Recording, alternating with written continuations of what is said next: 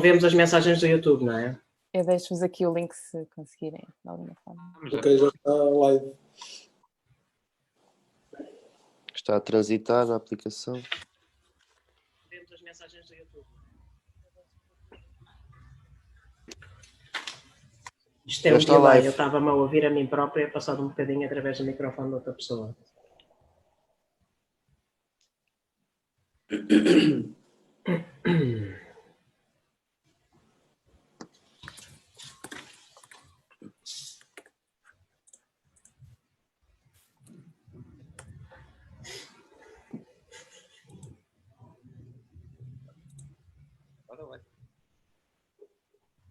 Avisa-nos quando estivermos no ar, André.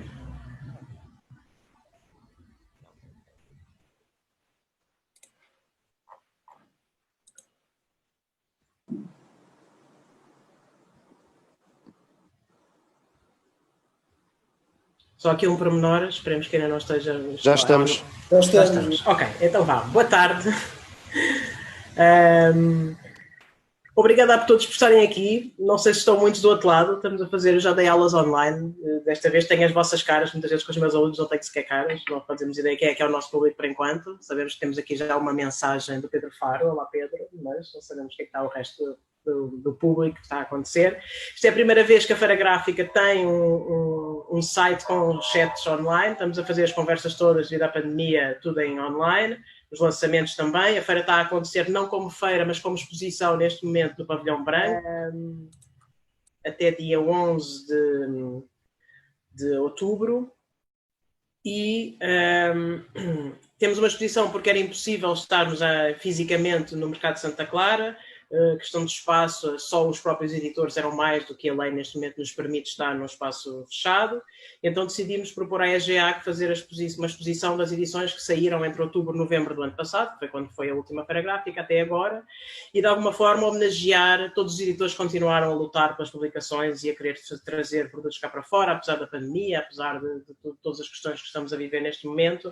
E por isso intitulámos a exposição de Continuar a Publicar. A exposição tem 4 salas, que são as 4 salas originais do Pavilhão Branco. Cada um dos curadores preenche uma das salas com edições que escolheu. Os curadores sou eu, Filipe Valadares, sou o Xavier Almeida, que está aqui em baixo também num quadradinho aqui ao lado, o Emanuel Cameira e o Gonçalo Duarte.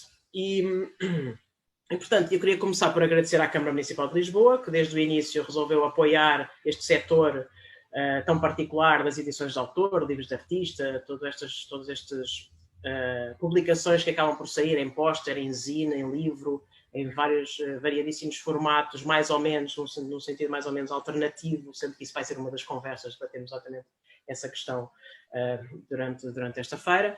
E, além da Câmara Municipal, agradecer à EGEAC que nos cedeu o espaço entre exposições do Pavilhão Branco e muito gentilmente nos apoiou com todo o apoio na produção técnica das pessoas e dos materiais e toda a ajuda que tem sido possível para estarmos num sítio incrível dentro do jardim do Museu de Lisboa, com aquele jardim, as árvores, tudo ali à volta. E foi uma estreia auspiciosa ontem, que tivemos muita gente, escutámos as folhas de sala, tanta gente que havia.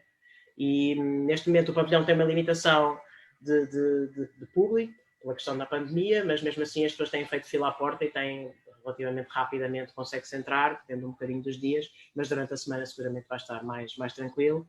E, portanto, convido-vos a vir ver a exposição e a acompanhar as várias talks que vão estar a acontecer aqui online. Então, começamos hoje com a primeira talk. Queria agradecer muito a todos vocês que estão aqui.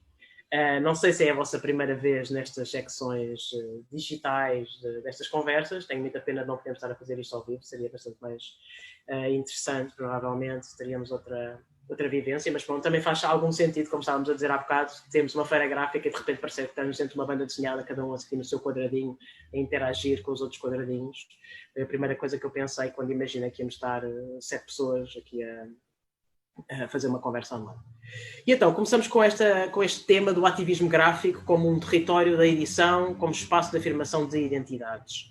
E nós quisemos trazer todas estas pessoas para a conversa, seguindo aqui a nossa lista de ordem alfabética: Cecília Silveira, da Sapata Press, Latéria Teodósio, João Pedro Valde e o Nuno Alexandre Ferreira, pelo Mercado das Migalhas, o Rodrigo Saturnino e a Sílvia Prudêncio. Cada um à sua maneira, vai contar um bocado o que são os seus projetos neste contexto e de que maneira é que sente que estes territórios, o território de edição como um espaço de afirmação de identidade e também, por outro lado, como um espaço de ação em que o próprio papel, a folha, sai do livro num sentido restrito e passa para a rua. E passa para... grande parte desta edição tem um lado, temos que lhe chamar literalmente político, e que é esta ideia toda do que é a nossa ação no mundo, como livros, como edições, e também como é que isso passa para a rua em termos práticos e da vivência do livro. Há todo um historial desde de jornais que eram postos na rua colados e que se podia ler, de cartazes que têm sido, em várias épocas, em momentos de crise, em momentos de revolução, que têm sido colocados nas ruas para provocar e para trazer novas ideias para a rua, em todos os sentidos, bons e maus, obviamente. E, por exemplo, agora muito recentemente aconteceu um projeto muito interessante que foi em maio, era suposto ir haver uma feira em Los Angeles, organizada pela Printed Matter, a livraria de Nova Iorque, e nessa feira era suposto estar uma exposição que se chamava Editar é Resistir, Editar és Resistir, em castelhano, que seria organizada por uma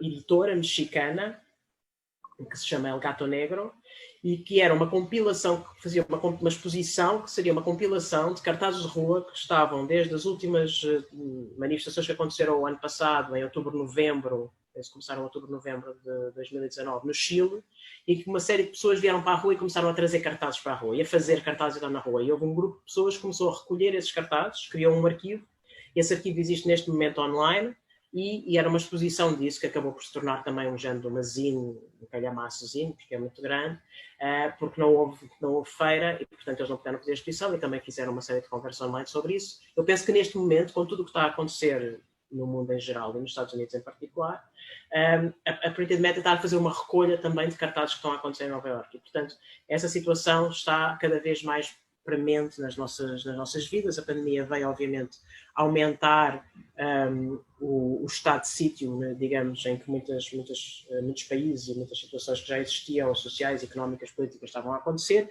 e, portanto, tudo isso tornou-se ainda mais relevante neste momento.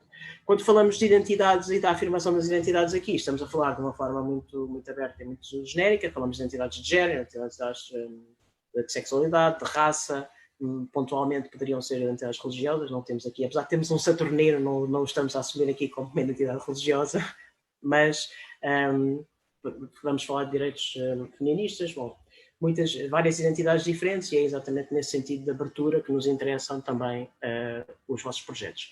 E começando pelo João Pedro Val e pelo Nuno, nós já estivemos ligados na edição de uma das vossas zines do P-Town, e portanto queria que vocês contassem um bocadinho este projeto que nos uniu e das quais já fizeram vários formatos diferentes, não é? Pronto, não nos precisamos alongar muito, e depois passarmos a este novo projeto que estão a fazer com o André, que irá começar fisicamente para podermos ver no próximo fim de semana, que estamos com muita vontade de conhecer o que é que são estas migalhas. Então passo-vos a palavra.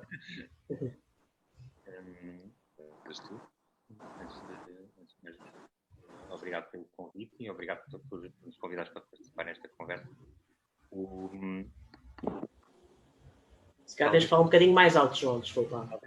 Talvez começando por este tal projeto que nos uniu, nós sempre, ao longo dos... Nós trabalhamos ou começamos por trabalhar maioritariamente em exposições, e muitas vezes nós sentíamos que aquilo que era o resultado final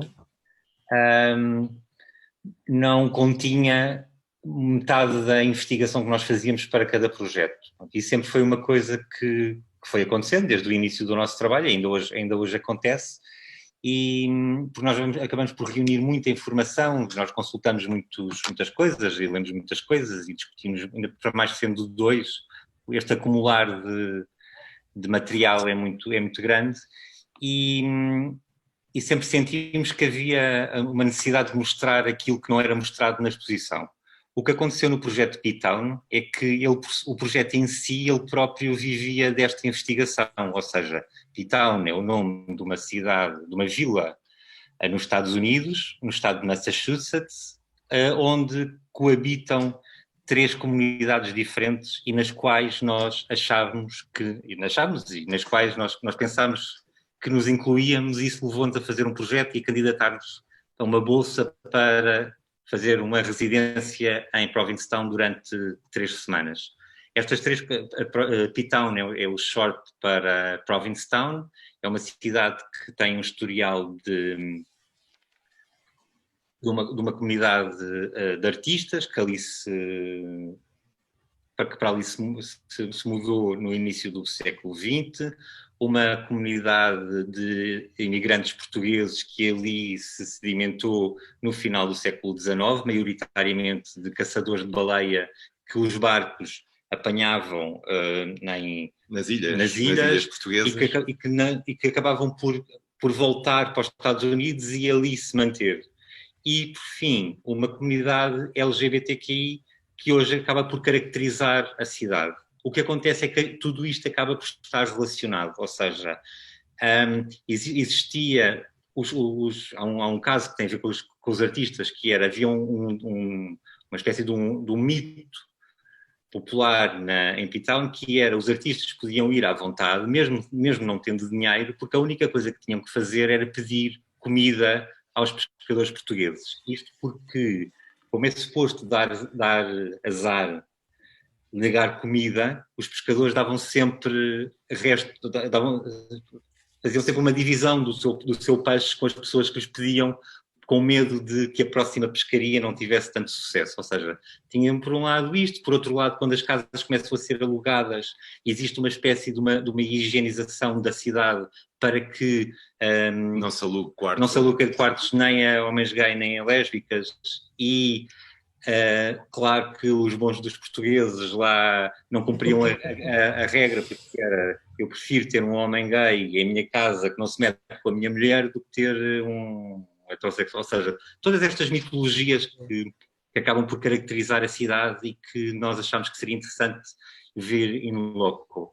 Durante estas 3 semanas em que nós estivemos lá a morar, nós fomos recolhendo muita informação que necessariamente não se podia transformar numa peça, ou seja, era difícil nós fazermos uma escultura ou um conjunto de peças que fosse exemplificativa daquilo que nós tínhamos estado lá a fazer, e nós desde o início decidimos que o projeto ele em si seria uma publicação, sendo que a nossa pesquisa podia resultar em diferentes projetos e não ao contrário, ou seja, não era uma pesquisa que nós tínhamos feito para uma escultura ou para uma exposição específica e que depois a publicação acompanhava, como que a descodificar coisas que estavam na exposição. Eu não sei se estou a ser claro aqui Sim, eu acho que essencialmente a questão é nós, aquelas 3 semanas que passámos lá, começámos a fazer uma espécie de diário gráfico com desenhos, com anotações, com fotografias, com colagens, e aquilo acabou por ser o trabalho, porque era como se nós estivéssemos a tirar apontamentos para trabalhos futuros e não no sentido de ser uma investigação que iria dar necessariamente origem a um trabalho específico. Portanto, aquilo acabou por ser essa recolha. Esse diário acabou por ser ele próprio o projeto, do qual depois derivaram trabalhos, mas que foi a posteriori. Portanto, sim. Essencialmente inicialmente nós estávamos lá e aquilo foi o trabalho. E foi por isso que foi a primeira vez que nós trabalhámos nesse formato, por causa das condições, porque depois lá também não tínhamos condições para trabalhar, também não tínhamos condições para produzir, e aquilo pareceu-nos ser a coisa mais fácil ou mais acessível para os meios que nós tínhamos de produção para se realizar lá. Sim. O que acontece é que depois este projeto que foi desenvolvido enquanto estávamos nos Estados Unidos no início do verão, nós decidimos, em 2011, nós decidimos que ia ser apresentado, isto porque tínhamos uma exposição marcada em setembro, que íamos desenvolver uma série de projetos para apresentar nessa exposição. Essa exposição acabou por ser cancelada ou censurada devido ao conteúdo demasiado gay, segundo Sim. as pessoas que decidiram fechar a exposição, e de repente todo o projeto acabou por ganhar, se ele por si já era politizado, ele A acabou... publicação acabou por ganhar outro relevo, outra importância, e daí nós termos decidido fazer uma segunda edição, não já, porque entretanto já estávamos em Lisboa, não sobre Provincetown, mas continuamos a chamar P-Town, e fizemos sobre a Caparica, porque de certa forma nós revíamos muito da situação que nós tínhamos vivido em P-Town na Caparica, exatamente com esta mistura, já não dos imigrantes portugueses, mas esta mistura entre a Praia 19, a Praia Gay, os pescadores, a comunidade que vive lá, a comunidade flutuante que passa lá férias, e acabamos por fazer uma segunda edição do fanzine sobre a Caparica, um bocado usando os mesmos pressupostos e as mesmas diretrizes que tinham guiado a inicial.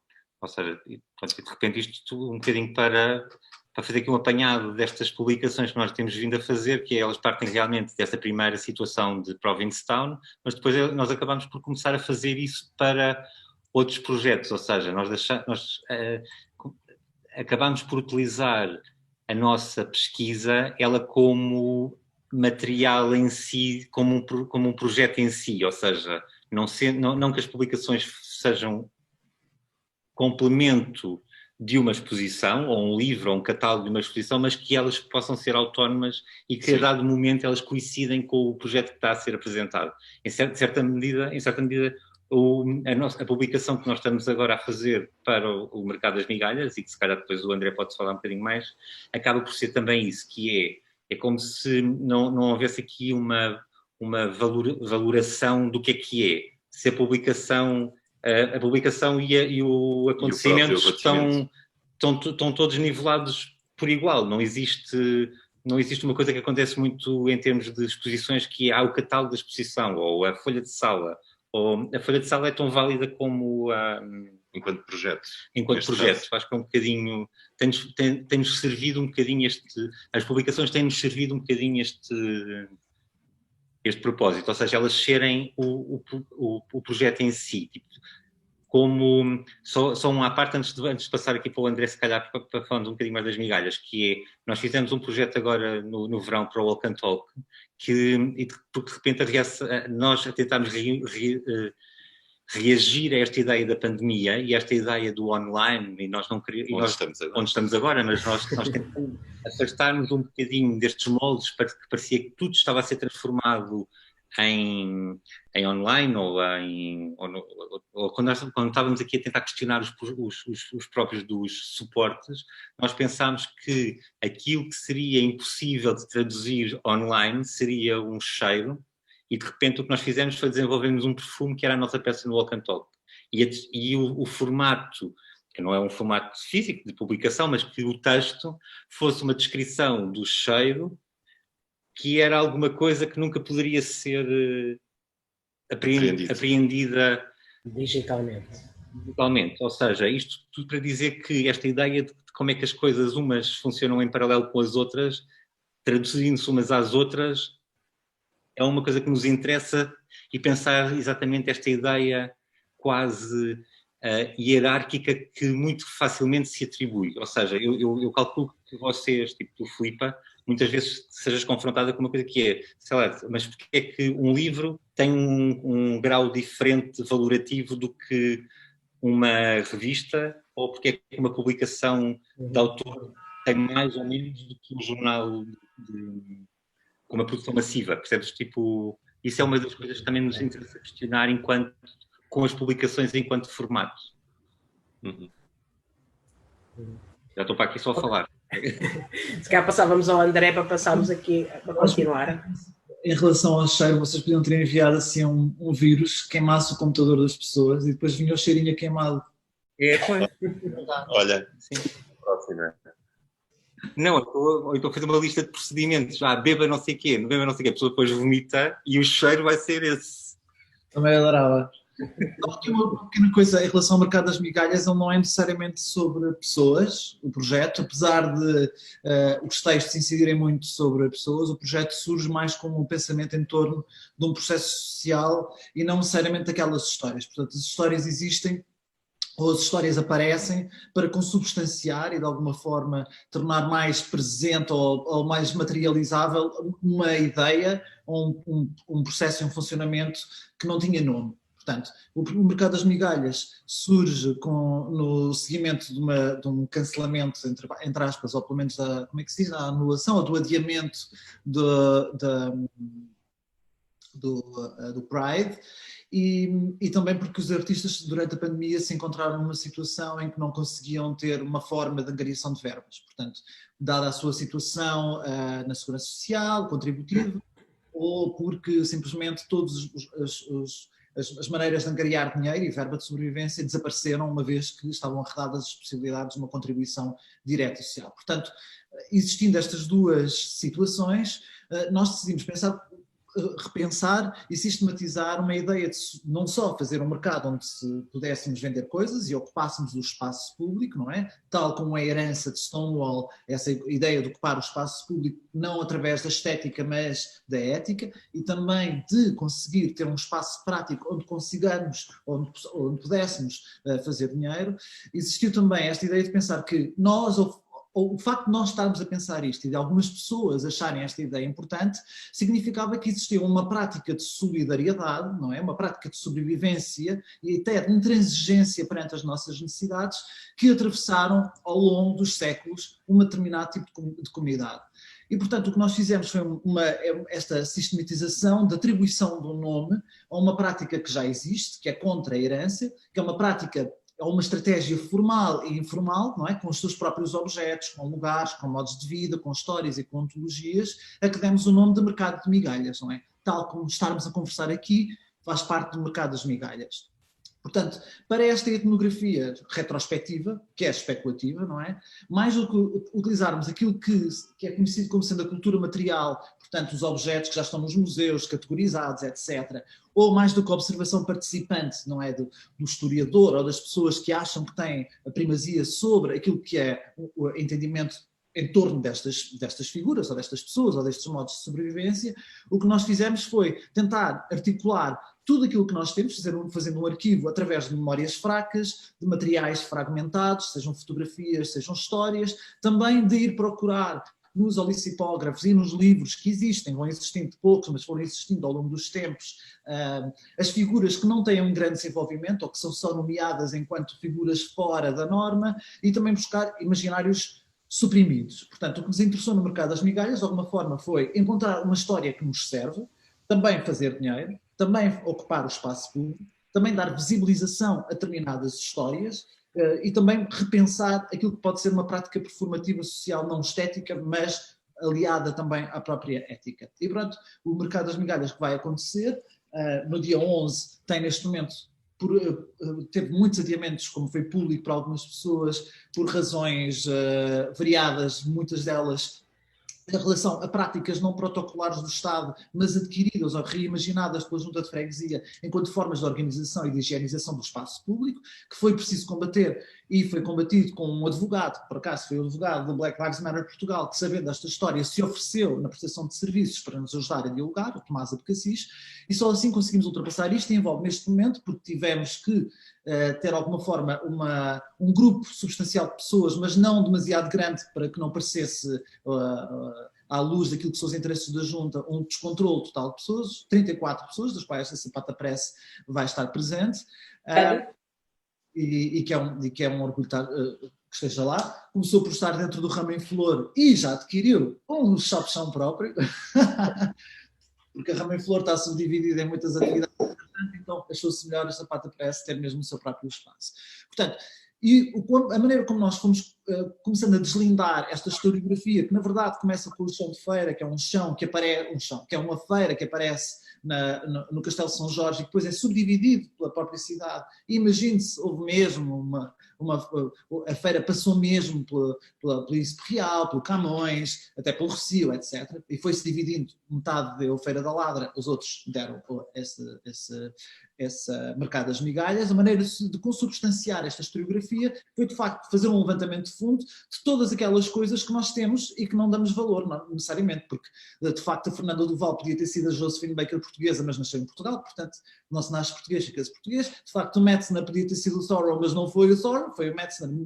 Por acaso é só um dos responsáveis do regicídio, mas não interessa, são pormenores. Ele era, na verdade, um tontinho porque decidiu ser homeless para o resto da vida. Para o Thoreau é bom, para o português não é. E, portanto, todos estes levantamentos, não só destas figuras, como de fragmentos, de fotografias, de memórias fracas, de boca a boca, de palavras e de rituais que nós sabemos entre nós ou que fazem parte da comunidade LGBTQI, nós e de mais valências, nós dizemos LGBTQI, mas é preciso entender este quadro de uma forma interseccional, portanto pessoas negras, pessoas oprimidas ou que sofrem qualquer tipo de opressão estão integradas neste nosso movimento e aliados também estão, portanto não há uma luta contra a cisgenderidade ou contra a heterossexualidade, pelo contrário.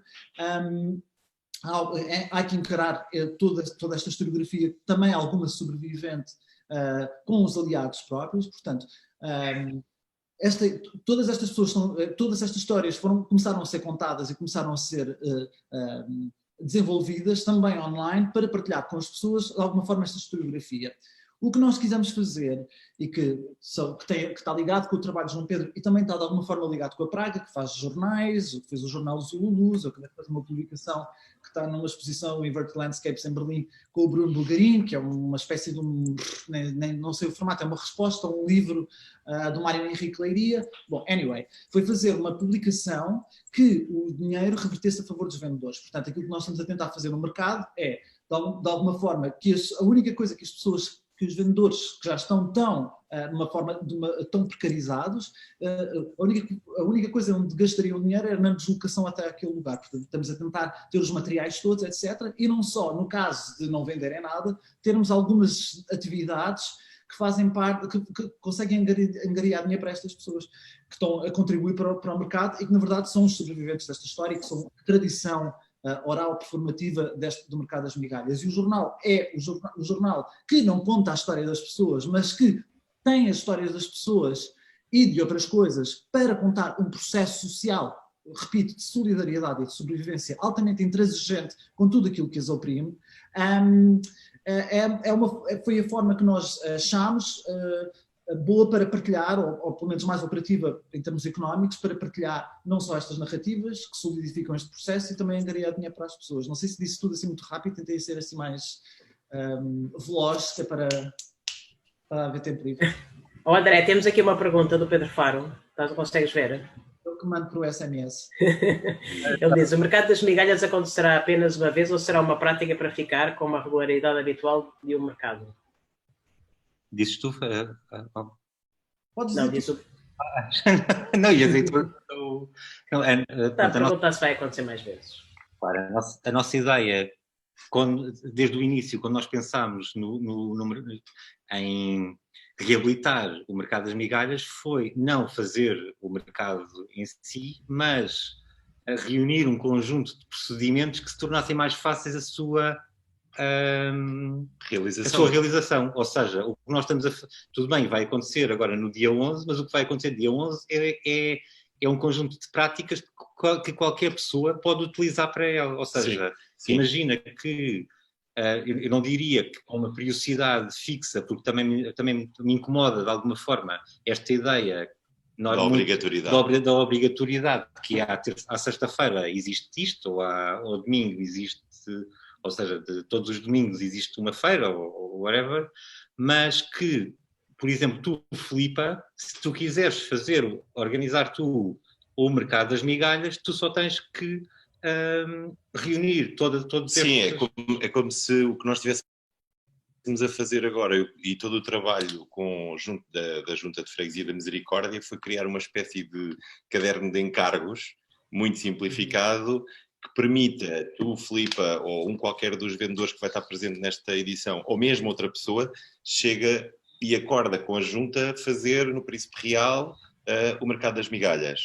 Claro que nós também podemos voltar a fazer, mas também queríamos dar essa liberdade de outras pessoas poder... Portanto, a atividade está feita, está formulada, existe desta forma. E depois esperamos que ela volte a acontecer e que realmente haja interesse de outras pessoas de pegar naquilo e inscrever a sua prática também neste conjunto de práticas que nós estamos aqui a estabelecer e a destacar com esta atividade. Eu não quero fazer, por exemplo, não é? Porque isto já nos roubou tanto tempo criativo, já nos arranjou tantos problemas, até com próprios parceiros institucionais entre a Praga e a cidade, que eu não quero fazer. Eu quero mesmo é que a Sapata Press diga isto correu bem, nós temos organizar, e nós damos-lhes o e-mail, A chave. do Instagram, e toca a rolar. Porque também a Sapata Press organizar vai conseguir angariar outras pessoas que não são dos nossos. Isso é que é importante, é esta história que nós temos, esta história de sobrevivência, é uma história que não é contemplada pela história preponderante e a quem nós agradecemos. E, portanto, não é nossa, é uma coisa que vem desde sempre. E, portanto, o Mercado das Migalhas, a primeira edição, fomos nós, de facto, que organizámos, mas o Mercado das Migalhas não é nosso, é da comunidade. E a comunidade tem que saber cuidar disto, que é para não ter que estar sujeito a ir para a Feira da Ladra e chamar eles, ou não sei o quê, ou não sei o que mais, ter que pagar um dízimo, ou então está ilegal e tem que pagar uma coima e depois tem que estar a fugir, não sei o quê, e conseguir arranjar um safe space que é da nossa tradição e que sempre existiu. Nós sempre fomos solidários, não fomos solidários com todas as pessoas, fomos solidários mais com umas do que com as outras, faz parte, não é? Mas sempre houve estes sistemas informais e, portanto, isto é só uma forma retrospectiva de atribuir um nome a uma coisa que não existia, que podíamos chamar várias coisas diferentes e, portanto, não é nossa. Nós demos o nome, mas o nome é de toda a gente. É tipo, chegou cá também por outras formas. Se calhar agora podia ser uma boa altura para falar com a Cécil da Sapata. Sim, claro. Que também costuma estar presente em feiras, até Nas outras feiras gráficas também. e feiras gráficas, Na Feira da Estrela Decadente. na antiga Feira Morte, Feira Zombie, e também a Sapata Press é só por si já um ato de guerrilha, não é? E o próprio nome é subversivo. Talvez guerrilha seja exagerado, mas pronto, da ação. Guerrilha urbana, talvez. Eu não sei. Guerrilha editorial. Poderias, sei lá, falar um bocado e fazer a ponte também até com o que estava a dizer o João Pedro e o Nuno Alexandre da publicação, que de repente era a única coisa que vá lá, a única, entre aspas, coisa que eles conseguiam fazer em P-Town, não é? Porque não tinham meios, então essa relação da escassez com a publicação também. Sim, acho que tudo que foi dito aqui tem muitos pontos de encontro com as ações da Sapata Press, e o fato de vocês terem me convidado para essa mesa, para esse encontro do ativismo gráfico, de fato, pronto, é o lugar de excelência para falar sobre as questões que são importantes para a Sapata desde o começo. Assim. Eu preparei algumas coisas, inclusive uma coisa que eu queria muito ler e que acho que não vai tomar tempo, mas eu escrevi um texto que tem o título As Coisas que os Curadores Me Explicam, e que vai de encontro...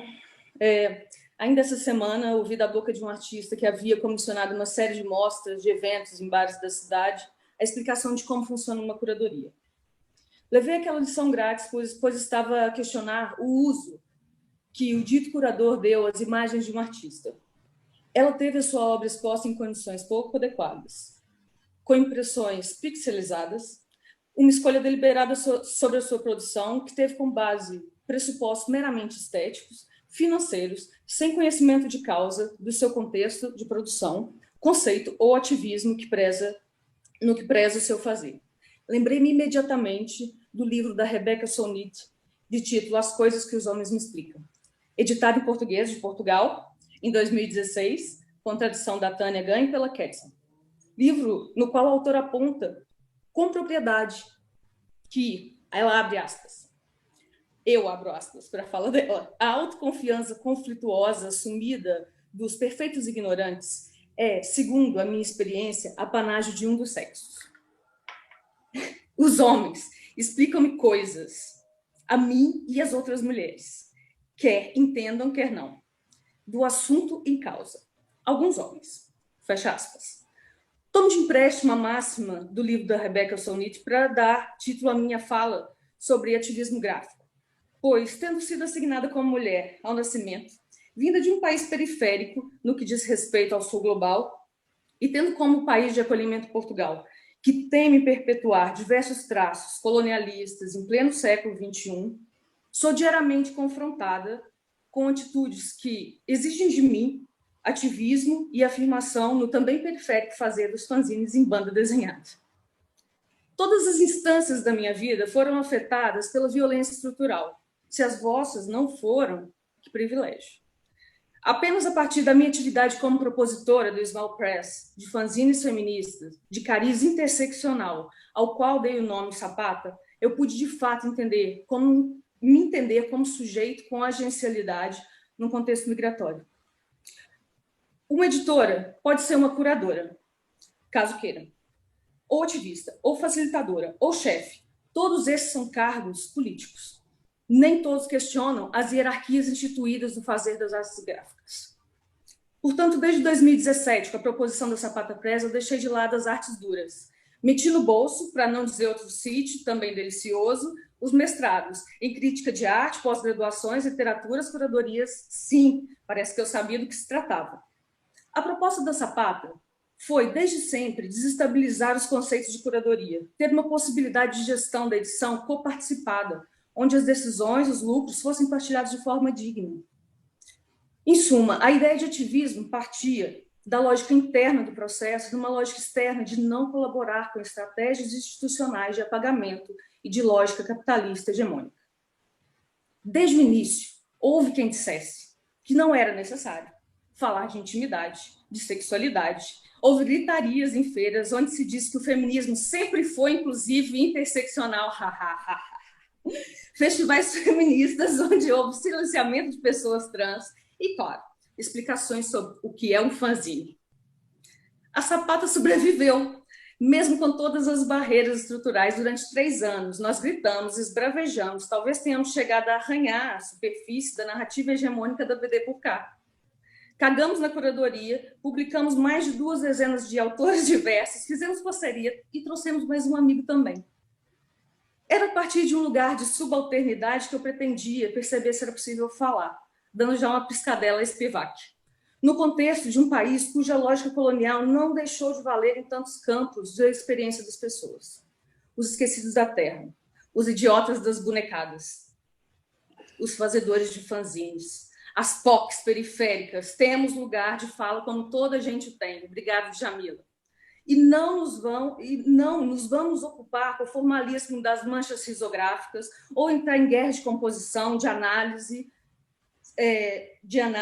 objetual, de fanzines e dos cartazes de uma guerrilha que mantém as hierarquias de poder que perpetuam desigualdades sistêmicas, em que artistas são usados para atingir parâmetros de diversidade e representatividade da atual agenda política da arte.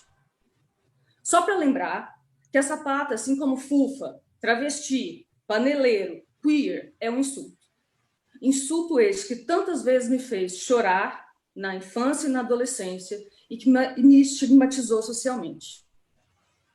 Eu aproveito para dar a notícia de que a Sapata vai deixar de existir no fim de 2020. Sim, a Sapata vai morrer de Covid. Ela vai morrer de xenofobia, de racismo, de desigualdade estrutural, de machismo, de violência doméstica, de capitalismo de vigilância, de Google, e seja mais lá o que for. Mas ela não vai morrer de vergonha. Finalmente, obrigada pela curadoria da Feira Gráfica e por esse espaço. Olha, eu acho que temos que aplaudir primeiro o teu texto. E depois, acho que a Sapata não vai morrer, acho que a Sapata se vai transformar, que é outra coisa. Vai deixar de ser a Sapata e vai passar a ser outra coisa. A Sapata cumpriu o seu papel, que foi super importante num país como Portugal, que é tão fechado e que nos trouxe todos estes autores, estas autoras de fora, e cumpriu o seu papel também na tua presença cá, de mostrares todas estas coisas, além, não é, do teu trabalho, em paralelo com o teu trabalho, e da tua presença nas feiras, que foi sempre muito importante e muito relevante, acho que não só para Portugal, mas para todos os artistas que tu conseguiste captar. Conseguiste captar de outros sítios. E acho que para nós foi sempre muito importante, não é? Para mim também foi importante ter começado na STET o primeiro lançamento dos teus trabalhos. Nós já nos conhecíamos informalmente, tínhamos feito uma mini exposição no Festival Queer, numa vitrine do Festival Queer, e pronto, foi ótimo poder conviver com os vários lançamentos ao longo destes anos e com a Feira Gráfica também. E agora estás nesta exposição, não é? Na secção aqui do Xavier, e acho que foi super importante. Foi muito importante o aparecimento da Sapata, criou um espaço que não existia antes nas publicações da autora em Portugal. Foi mesmo muito importante. E é importante. Exato. Desculpa, eu só fiz isso, eu só pude produzir essa fala e queria lê-la, porque para mim é um momento muito complicado e ao mesmo tempo emocional, e é isso. Importante. Obrigada. E se cá passávamos ao Rodrigo, passávamos à rua ou ao projeto gráfico, que nem sempre tem a ver com a rua. Conta-nos um bocadinho, se cá o Xavier pode apresentar melhor do que eu o teu trabalho. Xavier, queres dizer alguma coisa? O Rodrigo Saturnino, nós estivemos a falar antes das 4h30, e o Rodrigo disse que gostava de focar mais a conversa num trabalho de identidade que ele tem produzido, em termos gráficos, e a relação do desenho que importância que tem o desenho na relevância das identidades, e diria também talvez na reprodução e na curadoria, na disseminação. Gostávamos de ter essa opinião do Rodrigo. Estão me ouvindo? Sim. Okay. Antes eu queria antes de agradecer a todo mundo, eu queria agradecer a Cécio pelo texto. Né? Eu me junto a você nesse texto. Claro, estamos juntos. Estamos juntos. Mas agradecer também ao Xavier e a Filipa pelo convite, pela insistência, né, em produzir coisas ainda nesse tempo de pandemia.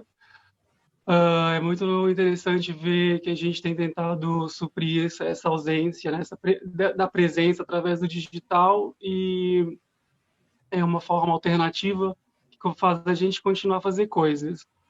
Eu fico muito satisfeito, né, de poder participar desses momentos, porque meu trabalho ele é muito recente. Eu resolvi mostrar meu trabalho tem pouco tempo. Eu já moro aqui em Portugal tem muitos anos já. Eu sou da área da sociologia, né, minha área de origem é sociologia, sou acadêmico e tenho digamos, uma veia artística que eu resolvi assumi-la alguns anos atrás, eu acho 2 anos atrás, e por isso muita gente às vezes me pergunta, nunca te vi as cenas, né? Nunca te vi por aí, mas eu estava em outros lugares.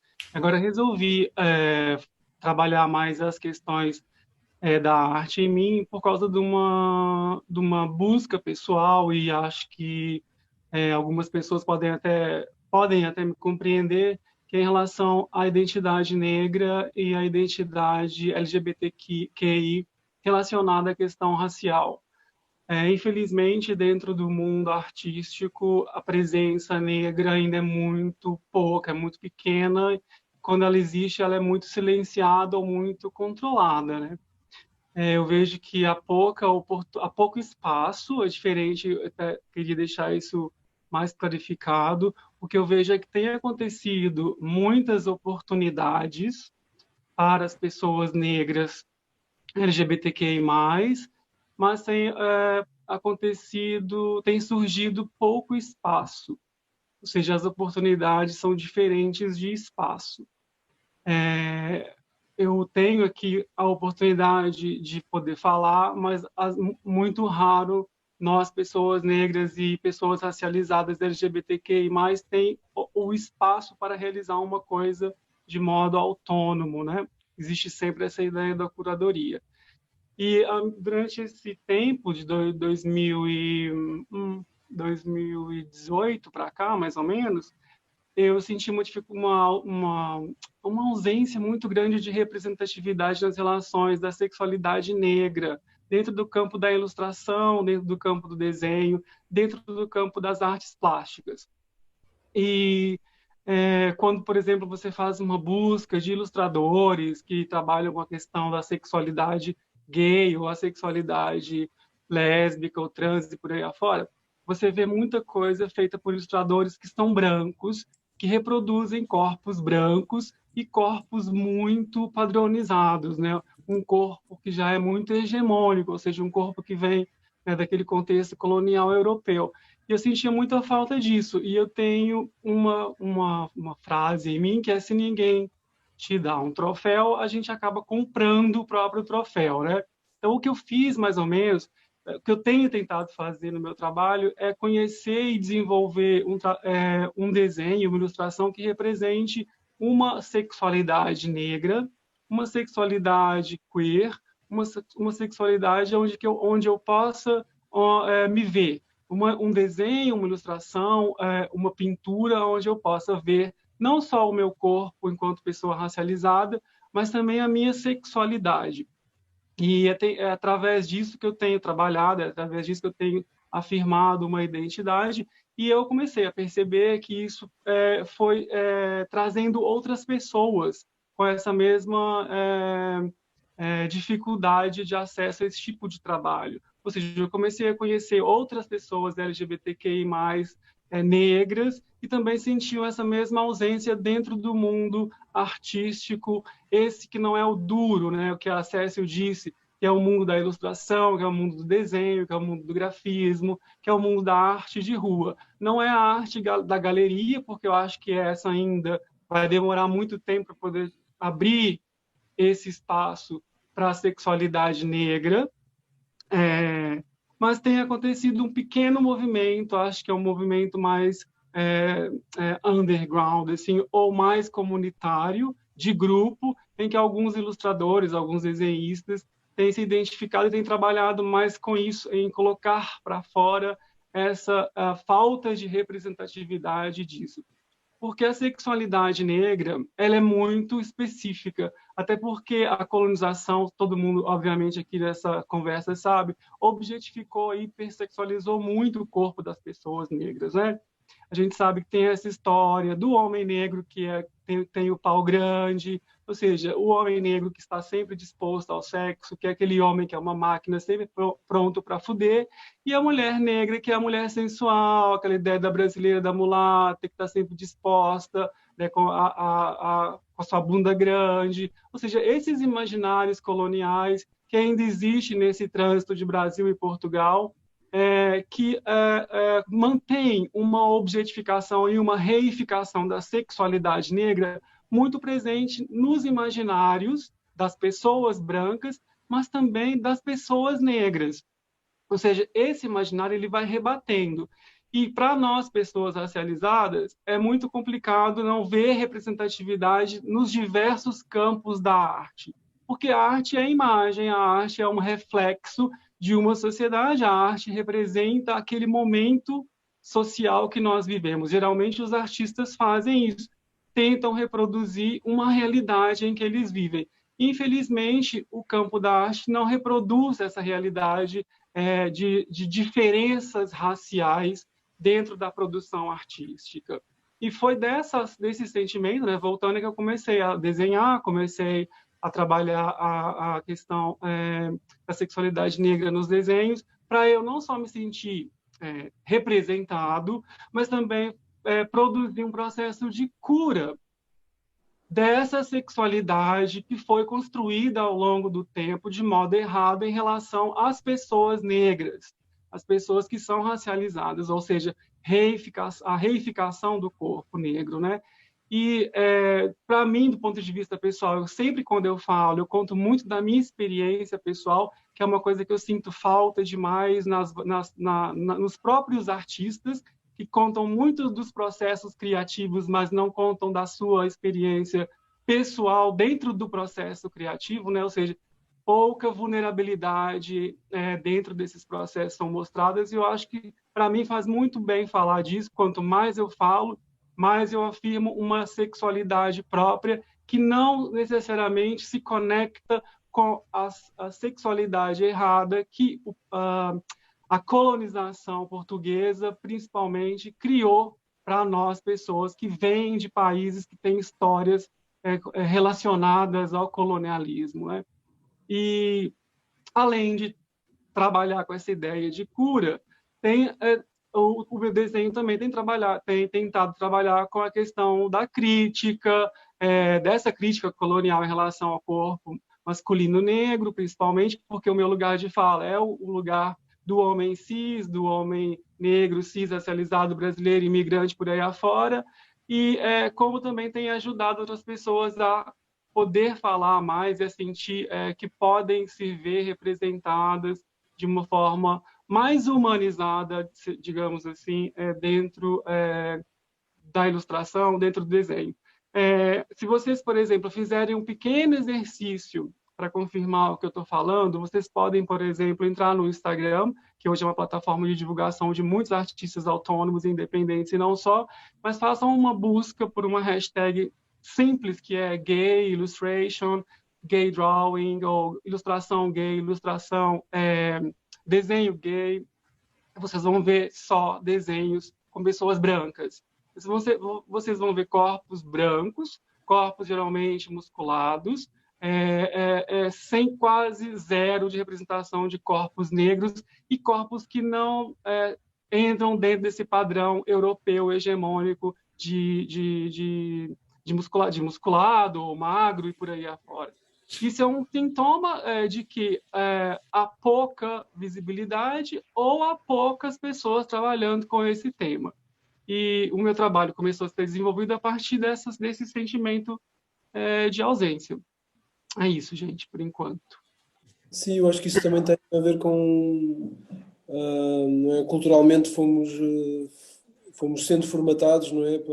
Estou a falar de europeus, para, de alguma maneira, não reconhecermos valor em arte, porque existe uma diferença em termos de linguagem, em arte que vem mais de África, do Brasil, estou a falar mais por causa da ligação de Portugal às ex-colónias, e os próprios cânones da arte acabam por afastar também esse tipo de linguagem porque não é reconhecível, né? Portanto, não é... E é uma das formas de proteção estamos a entrar num campo do racismo, obviamente, e da homofobia. Portanto, são formas de controle da sociedade também através desse aspecto que tu estás a dizer agora, de não validar, não reconhecerem, acho. E o que acontece dentro desse universo é que nós, pares, vamos nos reconhecendo uns aos outros. Ou seja, a arte que eu produzo, ela chega numa pessoa negra, numa pessoa racializada, numa pessoa queer, com uma força muito maior do que uma pessoa branca receberia, do que uma pessoa que não é queer, que não é negra, receberia. Essa relação de reconhecimento ela é muito importante para fortalecer mesmo uma releitura da sexualidade negra, né? Ou seja, não depender unicamente de uma curadoria de arte europeia, que a arte europeia foi construída baseada no sistema racial, como é óbvio, né? Vocês verificarem ao longo da história da Renascença, da pintura, os corpos dos negros estão sempre em lugares subalternizados, né? Ou seja, você vê muito louvor ao império, aos corpos brancos, enquanto que os corpos negros sempre estão em lugares mais de humilhação, né? Não, é impossível achar em períodos anteriores ao que nós vivemos hoje uma recorrência de valorização do corpo negro como o corpo branco era feito. Ou seja, esse movimento de reconhecimento entre nós artistas negros e queer, ele é muito importante também para fortalecer um novo valor em relação a esse valor de arte europeia que foi construído baseado nesse sistema racial. Uhum. Além do Rodrigo, que está presente na secção do Xavier na exposição da Feira Gráfica, há também uma outra autora brasileira, a Carolina Ellis, que também retrata este tema da questão racial e também tem uma série de cartazes que também já tem estado noutras feiras e noutros projetos, e que é muito interessante e que também tem muito pouca visibilidade aqui em Lisboa, ou em Portugal em geral, não é? E que tem um trabalho também muito relevante. Não me lembro se há mais algum autor, Xavier, contigo que trata estas questões. Sim, a Carolina Ellis também tem estado a trabalhar com a Estrela Decadente. Pronto, temos estado muito através também da Ana Cachola e da Ana Menta, temos trazido tentar de alguma maneira fazer com que estas franjas sejam representadas e que, porque existe realmente um bloqueio, e o Rodrigo estava a dizer em relação a isso, não só em termos em termos sociais, como depois acho que em termos linguísticos também.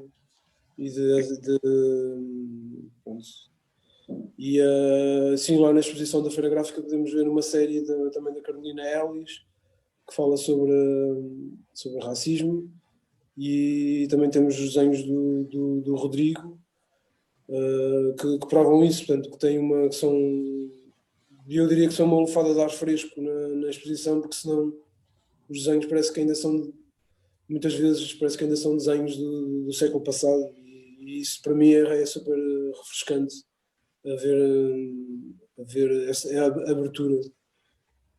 Não sei se conhecem todos o trabalho do Rodrigo. Se tu desviares um bocadinho a tua cabeça, Rodrigo, eu acho que atrás de ti parece-me que há aí uma ilustração. Exato. Além da fantástica personagem que tens aí atrás.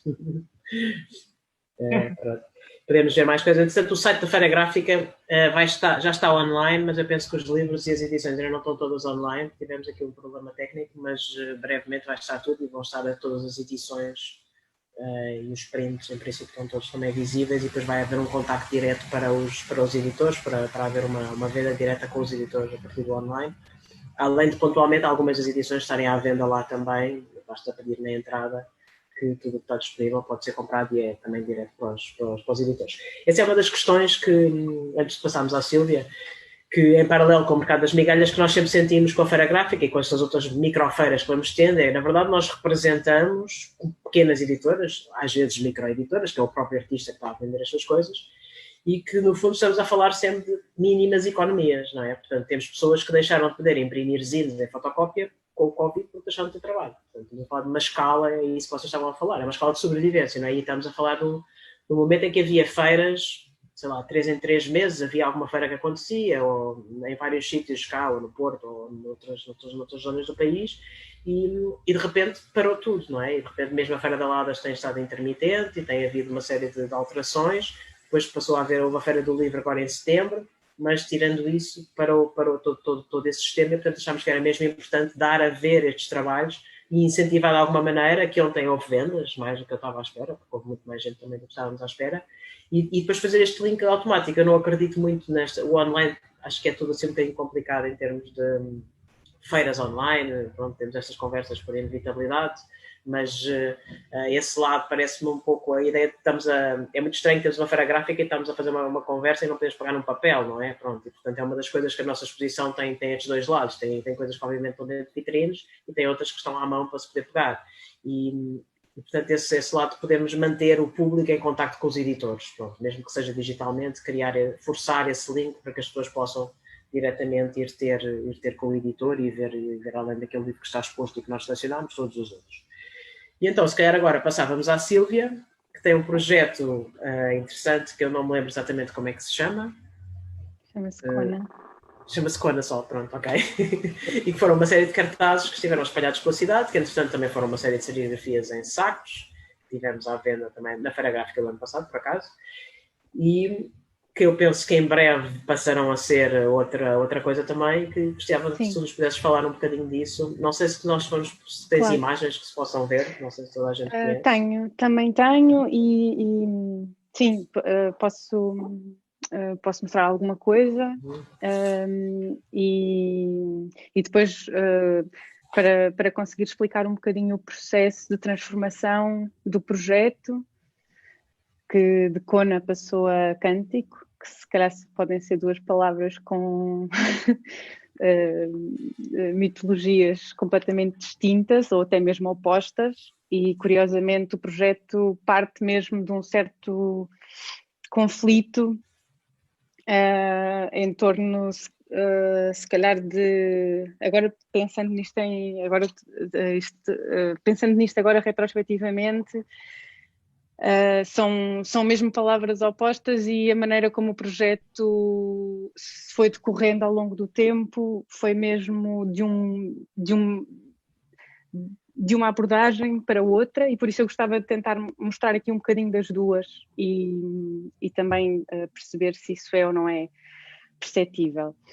O projeto da Kona aparece começou ainda de uma forma muito embrionária no final de 2017, e depois teve assim um boost maior em 2018 com a criação de um conjunto à roda de 100 e tal cartazes que funcionaram na rua e online num site que ainda está disponível, que é acona.com.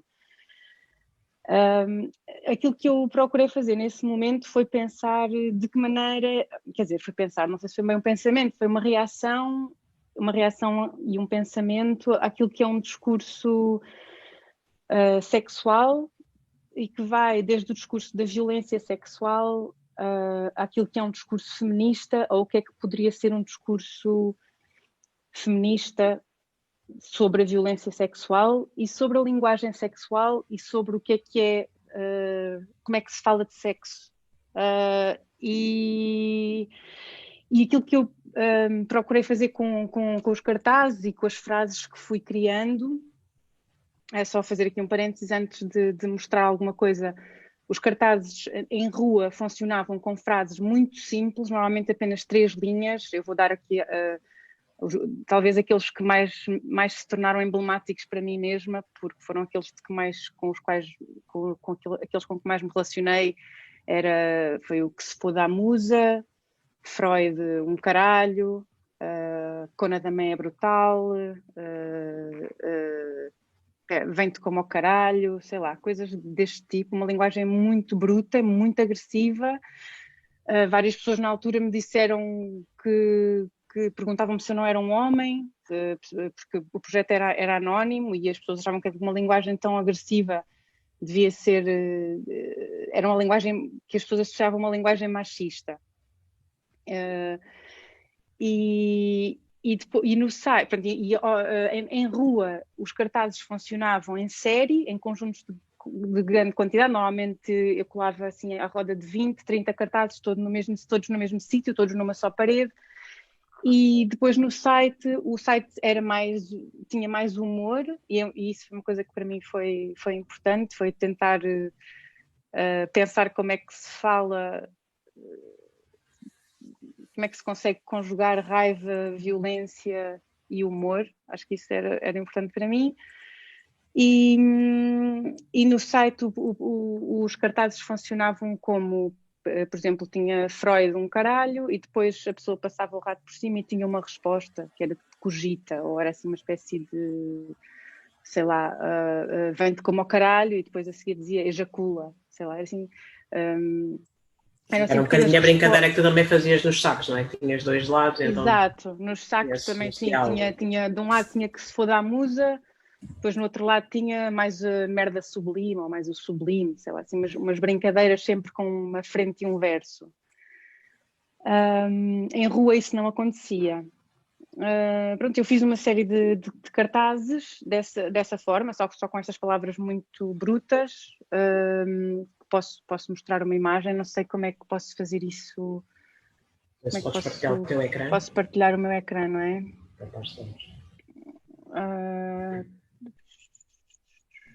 André, queres-nos dar aqui André Digital, queres-nos dar aqui uma dica como é que isto pode funcionar? Vamos lembrar-nos de perguntar isso antes. Ui, eu não sei se consigo fazer isto aqui. Share screen.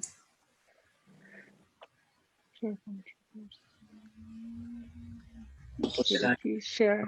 Ela só tem que pôr. Eu tenho que permitir, não é? André, diz André. Já deverá estar. Tenta lá pôr share screen. Espera aí, é que ele está-me a pedir aqui uma permissão qualquer, só que tenho que permitir, não é? Está-me a pedir para permitir. Isto, André. Mesmo sem defesa. Estamos aqui a criar novas paisagens. Rodrigo, tu tens um site com os teus trabalhos? Pronto, Tenho que. se calhar é preciso permitir alguma coisa. Tem. Vocês precisam... Silvia, não tens nada que possas mostrar à mão? Não, isso não tenho. Mas posso falar só e não preciso mostrar nada. Exato. Também é só texto, é verdade. Era só para ver. Eu, na verdade, nunca vi os cartazes na rua. Só conheci os sacos. E achei que ia ser interessante partilharmos um bocadinho. Também não temos muito tempo. Nós aqui mas também não temos muito tempo para ser rápida. Exato. Ok. E...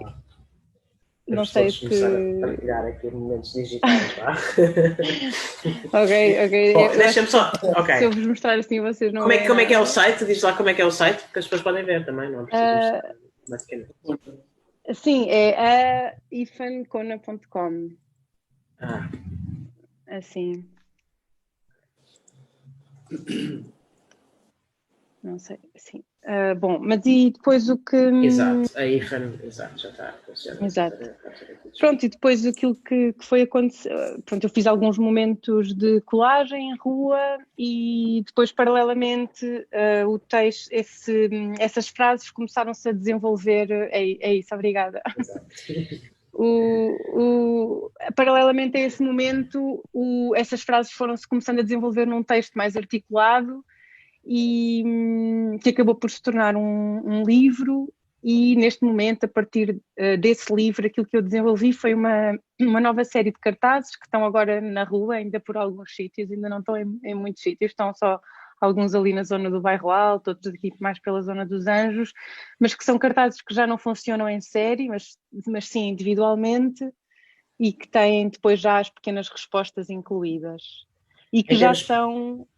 Diz. Não, pronto, e que são um bocadinho mais, se calhar, irónicos, menos diretos, menos in your face do que os primeiros.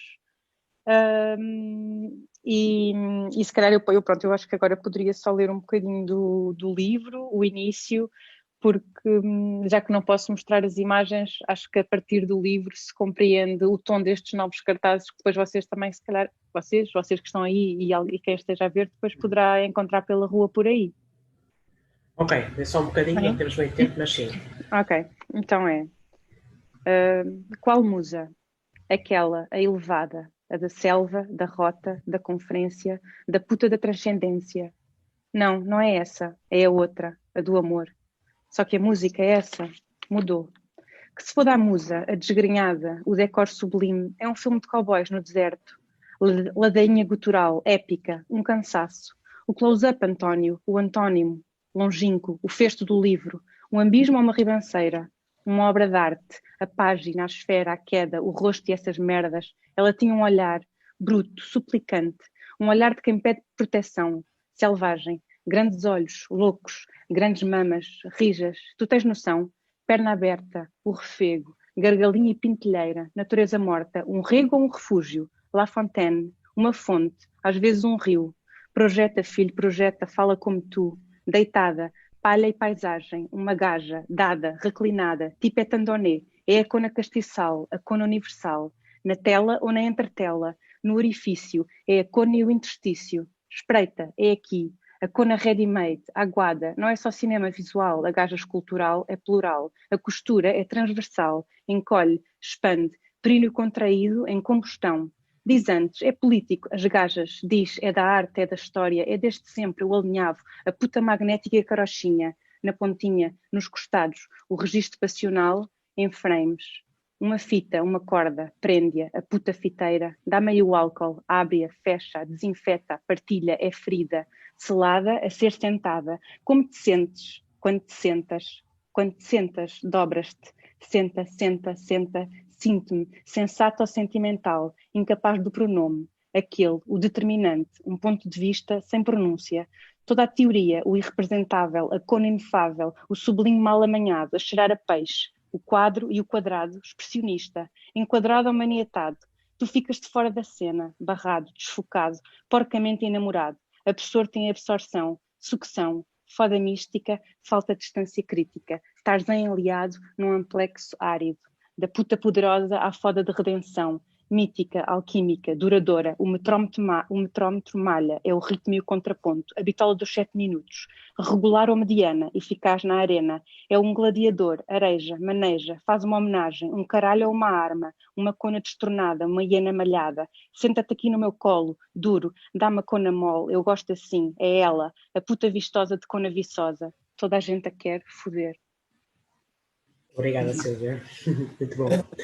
Nunca te tinha ouvido ler isto, mas funciona muito bem, muito bem. Rodrigo, olha, eu ia-te pedir que tu pusesses o link do teu site aqui nas conversas, no toque, está bem? Para podermos chegar com isso aqui registado, uma vez que não deu para estarmos a ver mais imagens. Mas pronto, todos os foi muito forte, acho que as imagens, as pessoas terão vontade de ir ver as imagens seguramente, além de as poderem ver. Esperemos que em mais sítios, mas pronto, neste momento já na feira gráfica. Entretanto, o Pedro fez aqui uma questão, não temos muito tempo, temos 9 minutos, mas vou só dizer, então, a pergunta do Pedro é: as histórias históricas do mercado das migalhas desafia protocolos preponderantes de verdade historiográfica? Com que objetivo? A historiografia queer terá de assumir novas metodologias, fontes e formas de escrita? Se calhar isto não tem que ser só respondido pelo mercado das migalhas, mas se vocês quiserem fazer mais algum comentário. Sim, acho que estamos bastante claros em que há protocolos de verdade que não servem para fazer uma historiografia da comunidade LGBTQI mais valências, porque normalmente estão assentes justamente em cultura material, observação participativa ou então relatos que já estão academizados e tornados canónicos, e portanto aquilo que é preciso fazer é mesmo pôr em causa a objetividade de determinadas leituras históricas, que não são objetivas, não é? Estão estruturadas todas de forma a fundamentar, a fomentar aquilo que é preponderante e que tem mais poder e que quer controlar os outros. Portanto, a higienizar comportamentos, a higienizar redes sociais, a higienizar, como o Rodrigo estava a dizer, ou a conservar ou a elevar esteticamente determinados tipos de corpos em detrimento de outros, subjugando-os, e portanto aquilo que nós tentamos fazer é justamente utilizar as memórias fracas, os imaginários suprimidos, a tentativa de rearticulação e especulação sobre fragmentos materiais ou imateriais, a utilização ou a ressignificação de determinadas práticas informais e estratégias, portanto, é outra forma, e também as sensações enquanto produção de verdade. Isto é, se alguém não se sente enquadrado, contemplado numa determinada historiografia ou numa determinada versão da história, o sentimento é tão verdade como a fotografia. E, portanto, ela vem de gramáticas familiares, gramáticas sociais, etc. E, portanto, é ter em conta que se alguém não se sente fora ou não contemplado perante uma narrativa, que essa sensação é uma forma de verdade. Como a luz que entra no nosso corpo, como o som, como a radioatividade. São tudo coisas reais, apesar de parecerem irreais. Simplesmente houve procedimentos e protocolos de verdade que não permitem esse tipo que fizeram uma hierarquização de valores. E nós temos que parar com essa hierarquização de valores, porque atrás da hierarquização de valores vem a hierarquização identitária, etc, etc, etc. É isso. Da minha parte. Não sei se mais alguém quer dizer alguma coisa. Eu gostava só então de clarificar. No próximo domingo, dia 11, vai acontecer o Mercado das Migalhas, no Jardim do Príncipe Real. Mais ou menos aí. Vai acontecer esta versão do Mercado das Migalhas. Esta versão, a primeira versão. E em que horário, mais ou menos? Das 10 às 8. Ok. E se alguém tiver interesse em criar um novo Mercado das Migalhas, fala com vocês, digamos assim. Não? Nós vamos levar umas pistolas, não é? Tem que existir e não vamos ser nós a fazer. Não, tem que existir, não é? Sim, vamos. Vocês vão ter tendas? Não, é tudo ao ar livre. Não, é tudo ao ar livre, até porque tinha sido pensado para o verão. O que nós temos, que faz parte dos equipamentos que estamos a produzir, são umas mantinhas, lógica básica de mercado, que são umas mantas que se estendem no chão. Que limitam a banca de cada vendedor, mas que não são bancas, são bancos. Jardim, digamos. Há pessoas que vão para bancos, mesas, marquesas, porque há pessoas que vão fazer massagens, outros vão limpar A única questão que se põe a partir de agora é a questão do clima, não é? Pronto, é o problema das feiras ao ar livre nesta partida desta altura do ano. Esta feira já aconteceu em espaços fechados, em salas de pessoas, em salões, em casas, em apartamentos, em armazéns. A feira, ao longo dos tempos, existiu sempre. A solidariedade não parou por causa da chuva. Ok. Para nós era importante reclamar agora neste fim de semana aquele lugar. Especificamente o Jardim do Príncipe Real, porque nos interessava o voltar ali àquele lugar. Interessava-nos historicamente a história daquele lugar e como a nossa ideia inicial, ou quando nós começámos a pensar nisto, foi a seguir ao cancelamento massivo de tudo o que era eventos, mas especificamente do Arraial Pride, e a primeira data que nós avançámos foi o 28 de junho. Interessava-nos fazer no Jardim do Príncipe Real porque eu e o João Pedro estivemos presentes no primeiro Arraial Pride que se realizou em Lisboa, que foi em 97, que foi exatamente meia dúzia de banquinhas de alguns bares dali do Príncipe Real e do Bairro Alto e de associações, e foi ali naquele jardim, no Príncipe Real, e portanto interessava-nos estar a reativar o mercado, ou esta primeira reativação fosse feita ali naquele sítio. Aliás, porque se nós tivéssemos optado logo por outro espaço, se calhar teria sido muito mais fácil a realização do mercado do que tem vindo a ser nas negociações com a Junta. Mas o mercado não tem que ser feito. Portanto... Este primeiro era para ser lá, mas pode ser noutros sítios. Deixa-me só interromper-vos, que o Rodrigo tem uma pergunta e nós só temos 5 minutos. Diz, Rodrigo, força. Eu queria fazer uma pergunta para o João Pedro Vale e para o Nuno Alexandre. Uns amigos meus aqui pediram para fazer essa pergunta em relação àquela exposição que vocês estão fazendo no Stolen Books. Quando a gente viu o quadro que vocês representando lá, a questão do Race Debt, eu recebi alguns comentários sobre aquilo, não foram comentários muito positivos, querendo entender o motivo de vocês terem utilizado aquela representação de corpos, principalmente porque eram só corpos brancos e não tinha outros tipos de corpos naquilo. Provavelmente não é a primeira vez que vocês vão responder isso, mas queria ouvir de vocês. O que é curioso nesta questão é que a questão nunca passa por qual foi o nosso procedimento, que pessoas nós convidámos, o que é que significa aquela fotografia no contexto do nosso trabalho. E não sei se queres... Não. Que eu fico nervoso porque não tem a ver com a questão, mas com o facto de eu sentir que nos estão a exigir uma representatividade do nosso trabalho e acusando-nos de não representatividade ou de não diversidade naquela fotografia, esquecendo que nós trabalhamos há 20 anos e o que é que o nosso trabalho significa ou aquilo que nós temos vindo a fazer. Aquela fotografia insere-se dentro de um projeto maior, parte de um filme e de um livro do Guy Ockham e do Yunel Sukad, que se chama Race Debt, foi um filme feito e um livro escrito em 79, que fala sobre a representação da homossexualidade ao longo de um século, desde o início da palavra, desde o momento em que a palavra homossexual foi cunhada, coincidindo com o início da fotografia, ou seja, neste século fala-se de um século das imagens onde essa homossexualidade é representada. Porque nós tínhamos feito esse projeto e porque no nosso imaginário existem muitas outras representações, nós achámos que era interessante desenvolver outros projetos paralelos ao Race Debt, que tinham a ver com imagens ou com filmes com os quais nós nos identificávamos ou que tinham sido importantes no desenvolvimento do nosso trabalho.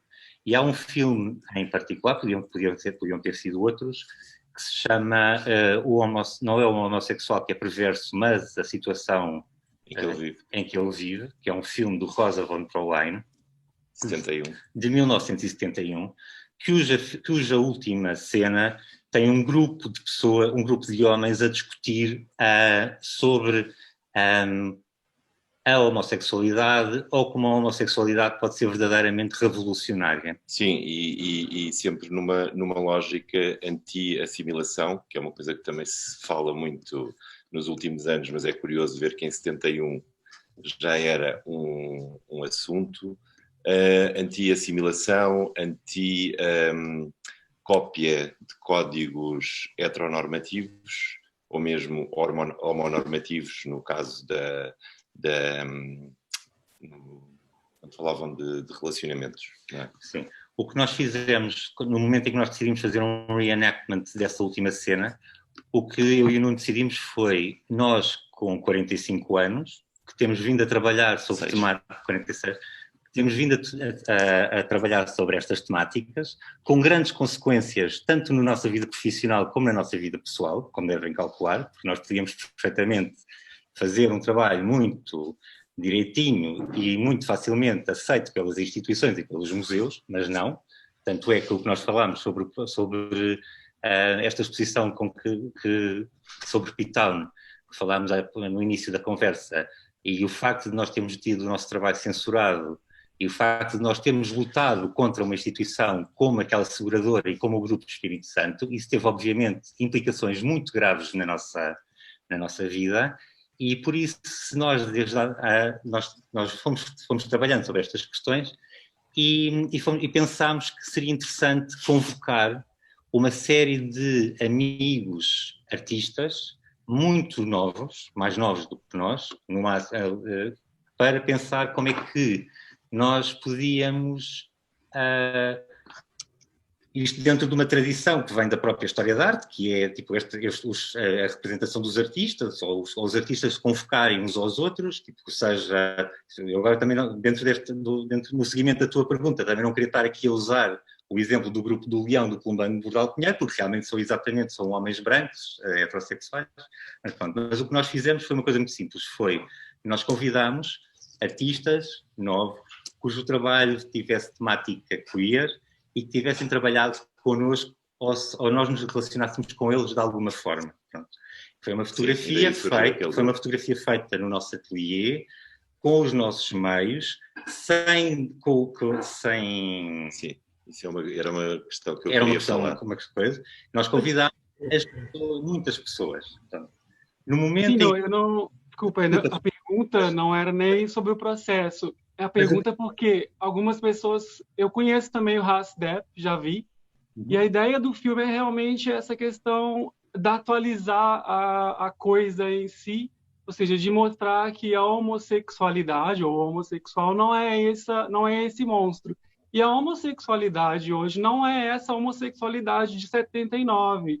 Ela é outra homossexualidade. Parece que o vosso quadro reproduziu uma época que já não existe mais. Por isso é que nós e algumas pessoas negras, artistas queer, sentiram essa ausência. Porra, mas se teve ali a oportunidade de refazer a ideia do Hasdep, por que foi uma ideia repetida? Ou seja, parece que está de acordo com aquela época, com os corpos iguais, só homens brancos, muito magros. Assim, estou falando que é uma coisa que eu acho que vocês têm que estar abertos, que vocês sabiam que vocês iam ter essas críticas. E eu estou aproveitando a conversa para poder falar do que eu ouvi. Claro, deixa-me acabar de dizer isto. Quando nós convidámos as pessoas para participar neste projeto, nós convidámos muitas pessoas. No momento em que... e essas pessoas, se calhar, eram muito mais diversas do que eram corpos muito menos normativos do que os corpos que apareceram no final. No momento em que eu dissesse a 20 pessoas que se disponibilizaram a vir naquele ateliê, naquele dia, naquela fotografia, que elas não podiam entrar porque as pessoas negras ou as pessoas racializadas que nós tínhamos convidado não estavam disponíveis, eu senti que as estava a tokenizar, as pessoas que não vieram, porque eu não estava a fazer aquela fotografia porque estava a representar a homossexualidade ou a imagem da homossexualidade, eu estava a fazer aquela fotografia porque ela representa o meu imaginário das pessoas que me envolvem. Eu sou a prima... Obviamente nós defendemos a diversidade, mas nós não podemos concordar em achar que a nossa fotografia, que aquela fotografia do nosso trabalho, ela é representativa da imagem da homossexualidade. Nós somos livres de fazer um trabalho que represente o nosso imaginário. Aquela fotografia não diz em momento nenhum que nós somos racistas ou que não somos inclusivos. Pronto. Não é sobre isso. Meus queridos, eu vou-vos ter que pedir que nós vamos ter que fechar. Eu peço imensa desculpa porque isto podíamos fazer outra conversa. Eu vou só terminar aqui dizendo uma coisa, que é, eu acho que aquela fotografia é aquela fotografia. Não tem uma representatividade de tudo o que nós estivemos a falar. Mas tenho que dizer que o João Pedro Nuno tem uma outra fotografia, que eu não me lembro do título, que esteve no Maria Matos, por exemplo, e que já esteve à porta do Lux, e que é muito mais representativa, que tem pessoas de todas as cores, todos os géneros, todos os tamanhos, todos os formatos. Atrás de vocês estão... As pessoas O que não quer dizer que o Rodrigo não tenha todo o direito de dizer, ou de quem veja a exposição não tenha todo o direito de questionar, mas vamos ter que transformar isto noutra conversa. Peço imensa desculpa, porque em 5 minutos temos de estar na janela aqui ao lado com isto tudo a funcionar. Mesmo online tem esta questão, e peço imensa desculpa, Rodrigo, que não podemos continuar. Talvez seja possível encaixar isto em algum dos outros temas. Eu vou ver se eu depois vir que há alguma situação onde possamos continuar, porque era interessante falarmos destas questões. Eu aviso-vos para isto poder continuar. Na verdade, ainda não vi a exposição, mas vai estar até ao fim de outubro, não é? Até 20 e tal de outubro, a exposição do Stolen Books. Okay. Ou se calhar até era interessante fazer uma conversa, era lá, ou a partir de lá, não é? Acho que era mais interessante, porque acho que é completamente relevante questionarmos isto e também é relevante vocês terem o vosso ponto de vista. Eu acho muito bem que as pessoas questionem. Eu acho curioso é que as pessoas exijam, essas pessoas que reagem desta forma sem... eu estou disponível, obviamente, para conversar sobre o assunto, mas que reagem à fotografia sem perceber o contexto, sem sequer perguntar como é que as coisas acontecem, que se exija de uma instituição diversidade e representação, tudo bem, eu também exijo, mas que exijam de 2 artistas que uma imagem seja representativa do que quer que seja, eu sou livre de trabalhar sobre o meu próprio imaginário e o meu trabalho... Eu concordo, deixa-me só dizer uma coisa, desculpa, eu acho que é só problemático trazer para uma prática artística o mesmo tipo de exigências políticas que nós podemos exigir de um Estado, de uma instituição ou de um organismo público. Não é? Porque sobre ativismo essa conversa. Não é sobre ativismo, é sobre arte e são coisas distintas. Ativismo gráfico é o tema da conversa. Eu não concordo pessoalmente com essa perspectiva. É ativismo gráfico e a fotografia é ativismo gráfico. Com certeza, mas também não é a fala de toda a gente falar de tudo. E da mesma maneira, eu acho que a arte não tem que ser necessariamente figurativa. Por isso, de repente, nós podemos estar a falar de diversidade sem estar a falar sobre representação de corpos. E também acho que esta conversa, se nós nos limitarmos a uma questão meramente figurativa, estávamos aqui a falar durante muito mais tempo. Não é figurativa, é representativa. É que hoje você faz arte, é diferente hoje a interpretação de uma pessoa de uma arte que representa um grupo. E você vai estar aberto sempre à crítica. Eu recebo milhões de críticas também todo o tempo. Acho que isso é um processo de construção, de fazer uma arte que seja uma arte, sim, que representa uma diversidade, por que não?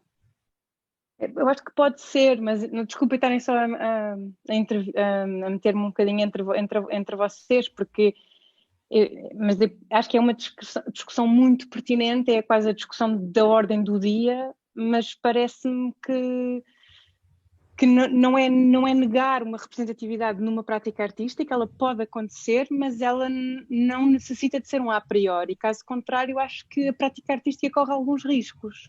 Não pode ser uma obrigação. Não pode, não. Do meu ponto de vista não pode ser uma obrigação de maneira nenhuma. Acho uma isso obrigação perigoso. que cada um tem consigo próprio.